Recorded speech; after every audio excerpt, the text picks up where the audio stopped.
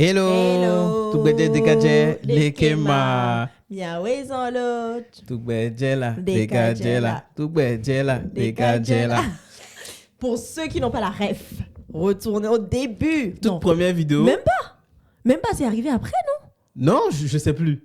En tout Je cas, sais plus. En tout cas, retournez au allez début. dans les toutes premières vidéos, vous allez avoir la référence. Yes. On espère que vous allez super bien. Content de vous retrouver. Également.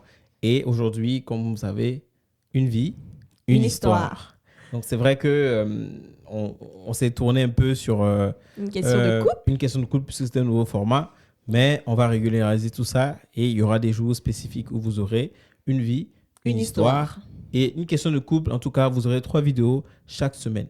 Yes. Donc n'hésitez surtout pas à vous abonner et à activer la Là, cloche de c'est dit, notification. les gens auront ça dans la tête. Mais grave, oui, mais c'est bien, mais c'est ça, c'est ce qui est programmé. Donc du coup, let's go. L'histoire d'aujourd'hui, c'est quoi? Je sais pas. Il m'a sorti de prostitution.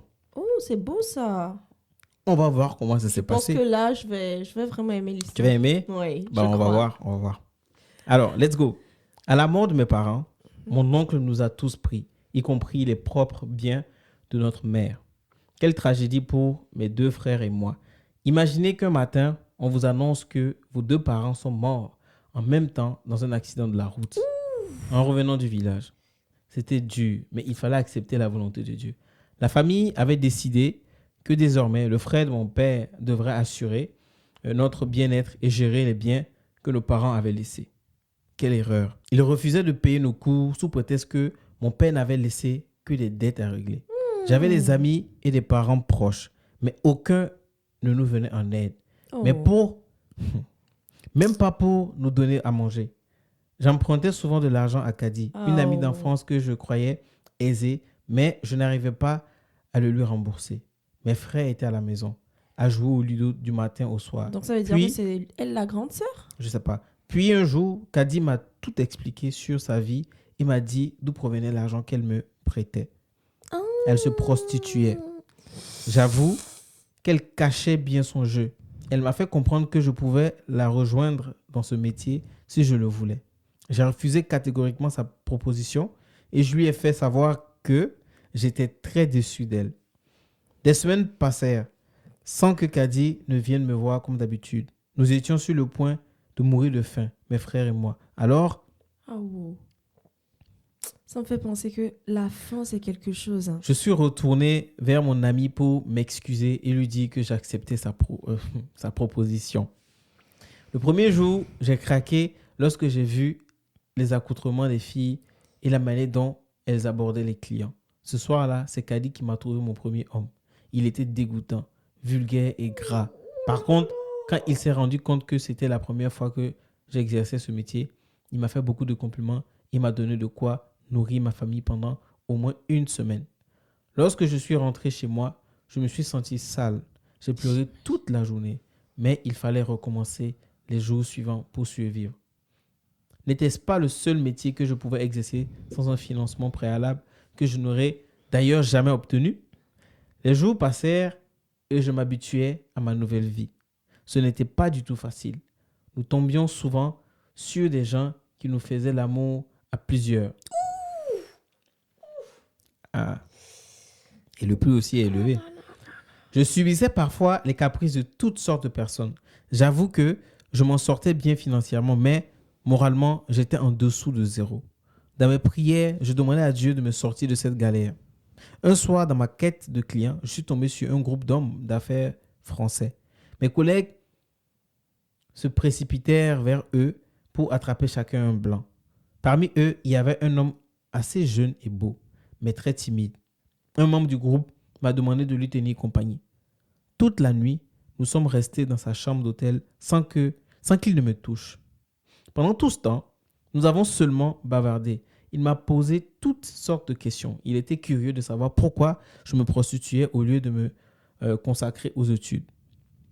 Tôt le matin, il m'a remis la somme de 150 000 francs CFA et m'a demandé de passer le voir Tôt le matin, il m'a remis la somme de 150 000 francs CFA et m'a demandé de passer le voir tous les soirs pendant son séjour. Mais je ne l'ai pas fait. D'ailleurs, je me suis reposé pendant 1 semaine sans vaquer à ma sale besogne. La semaine suivante, lorsque j'ai repris mon travail, mes collègues m'ont appris que Philippe, mon compagnon d'une nuit, passait tous les soirs à me chercher sans succès. Oh là là. Elles lui ont dit que j'étais de repos. Et quand elle lui proposait une autre fille pour me remplacer, il refusait et s'en allait. Je me suis alors rendu à son hôtel. Lorsqu'il m'a vu, il m'a presque écrasé dans ses bras, tellement il était content. Nous avons dormi ensemble sans qu'il ne me fasse l'amour. Je me suis demandé s'il n'était pas impuissant. Quel homme donnerait autant d'argent à une prostituée sans la posséder? Le matin, il m'a remis la somme de 200 000 francs CFA et m'a raccompagné chez moi. Il m'a dit que c'était son premier séjour en Afrique et que son père y possédait plusieurs sociétés. Il était donc là pour le bilan de fin d'année de ces sociétés parce que son géniteur malade ne pouvait venir. Il resta toute la journée avec mes frères et moi sans se plaindre de quoi que ce soit. Quelle simplicité. Nous avons j'ai du mal, hein? Nous avons mangé du foutou, ce qu'il a adoré. Le soir, nous sommes sortis dîner avec mes frères. Il a promis du boulot à chacun d'eux pour assurer la rentrée prochaine. Je m'attachais de plus en plus à lui. Mais jusque-là, nous n'avions pas encore fait l'amour. Une semaine avant son départ, il m'a avoué qu'il m'aimait sincèrement et qu'il était prêt à m'épouser. Wow. Cependant, il a exigé que je fasse mon test de dépistage du VIH d'abord. J'ai eu peur car je n'avais pas confiance en moi. Non, je ne pouvais pas faire ce test après la vie que j'ai menée. J'ai refusé et je suis rentré chez moi en pleurs. 2 jours plus tard, j'ai pris courage et je suis allé voir un médecin. Il m'a expliqué un certain nombre de choses bonnes à savoir sur le sida. Ensuite, il m'a dit qu'avoir le sida ne dépendait pas du nombre d'amants qu'on avait eu et qu'un seul rapport pouvait être dangereux. Il m'a conseillé de faire le test de dépistage tout en me rassurant. Il pouvait tout aussi bien être négatif. J'avais toutefois des doutes sur cette probabilité. Il me fallait réfléchir. Puis, j'ai fini par accepter de passer par cette épreuve. L'attente des résultats fut très éprouvante. J'imagine. Philippe était là avec moi et me soutenait. Mes frères aussi. Je n'arrivais plus à manger et je passais tout mon temps à prier. C'était vraiment infernal. Le jour du résultat, j'ai demandé à Philippe de rester chez lui.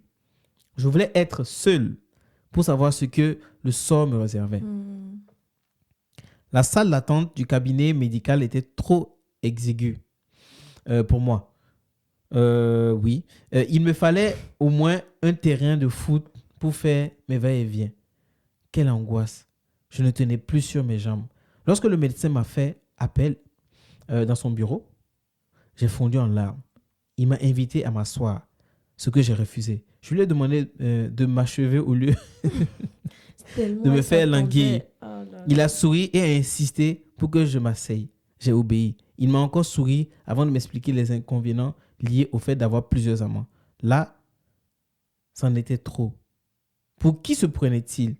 Je savais déjà tout cela. Je n'avais pas besoin de discours au stade où j'étais. Je me suis levé, prête à sortir de mon bureau. Il m'a supplié de rester et m'a promis d'être bref. Avec un grand sourire, il m'a dit « Ami, tu n'es pas malade. Alors, cours vite retrouver ton fiancé. » Quel soulagement. Je croyais rêver. J'ai appelé Philippe et il m'a rejoint aussitôt.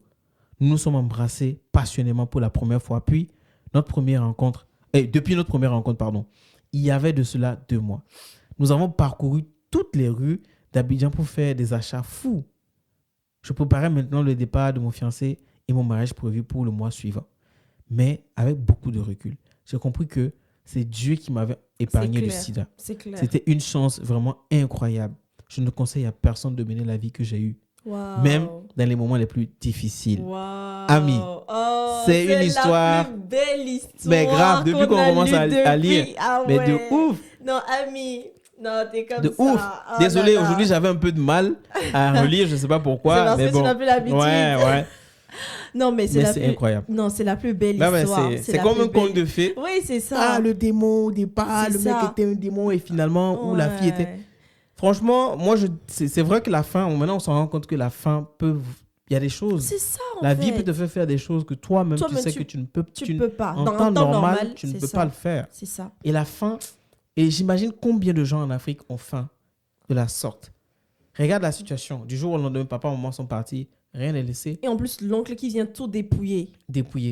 Rien n'est laissé, personne pour s'en occuper. C'est pour ça que j'aimerais dire que si vous êtes parent, si vous avez les moyens de pouvoir tout faire pour au moins assurer quelque chose, on sait si jamais du jour au lendemain, si quelque chose arrive, que vos enfants, au moins, jusqu'à ce qu'ils soient majeurs, même peut-être même jusqu'à après la majorité, qu'ils aient quelque chose pour pouvoir se débrouiller dans la vie. C'est très important. Mais après, est-ce que les parents ne l'ont pas fait? Peut-être qu'ils l'ont fait.